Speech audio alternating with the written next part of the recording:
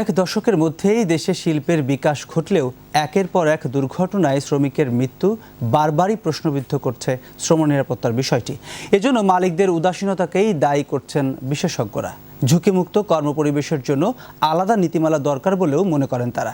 শ্রম মন্ত্রণালয় বলছে অপরিকল্পিত শিল্পায়নই ধারাবাহিক দুর্ঘটনার কারণ। রাকিব হাসানের ধারাবাহিক রিপোর্টের আজ দেখুন প্রথম পর্ব।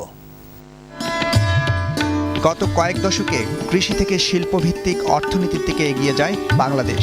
এক্ষেত্রে দেশের শিল্প খাতের সাফল্য আন্তর্জাতিকভাবেও স্বীকৃত, কিন্তু একই সাথে শ্রমিকের জীবনমান ও নিরাপত্তাও প্রশ্নবিদ্ধ হয়েছে বারবার।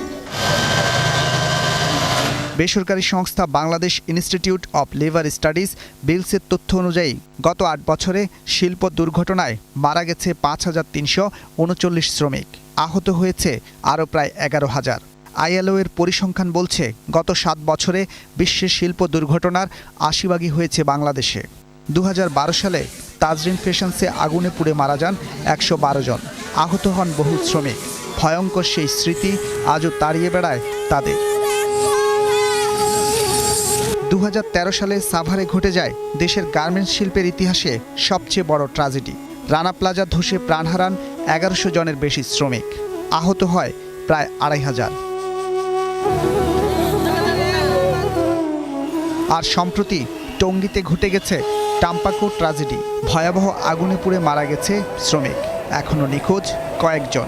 দেশের ভাবমূর্তি রক্ষায় দুর্ঘটনা রোধে এখনই কার্যকর ব্যবস্থা নেওয়ার পরামর্শ বিশেষজ্ঞদের। দীর্ঘমেয়াদী প্রয়োজনের নিরিখেই প্রয়োজন হচ্ছে একটি কাঠামো গড়ে তোলা, এগুলো পর্যবেক্ষণকারী প্রতিষ্ঠানগুলোর সক্ষমতা বৃদ্ধি করা এবং তাদের নিয়মিতভাবে এগুলোকে পর্যবেক্ষণ বা পরিবীক্ষণ করে এগুলোকে সঠিকভাবে তাদের কার্যক্রমগুলো পরিচালনাতে সহায়তা করা। ভবনের অবকাঠামো, ভবনের প্রযুক্তিগত নিশ্চয়তা যেটি ঝুঁকিপূর্ণ সময় কাজ করবে, আপনার অগ্নি নির্বাপক দপ্তর, কারখানা পরিদর্শন, বয়লার রয়ে সবগুলোর মধ্যে একটা সমন্বয়, সার্বক্ষণিক সমন্বয় থাকতে হবে। শিগগিরই কারখানাগুলো পরিদর্শন করে ব্যবস্থা নেওয়ার কথা জানালেন শ্রম ও কর্মসংস্থান প্রতিমন্ত্রী। প্রথম আমরা প্রায়োরিটি ছিল export oriented, mainly garments. Next আমরা বয়লার বা বিস্ফোরক যে সমস্ত ফ্যাক্টরির সাথে ইনভলভ আছে ওইগুলিকে আমরা প্রায়োরিটি দিয়ে ওইগুলি আমরা আগে ইন্সপেকশন করব। প্রতিমন্ত্রী বলছেন, শ্রম নিরাপত্তার বিষয়টি নিশ্চিত করা না গেলে সামগ্রিক উন্নয়নই বাধাগ্রস্ত হবে। রাকিব হাসান, একুশে টেলিভিশন, ঢাকা। দেশের পোশাক শিল্পে কর্মরত নারী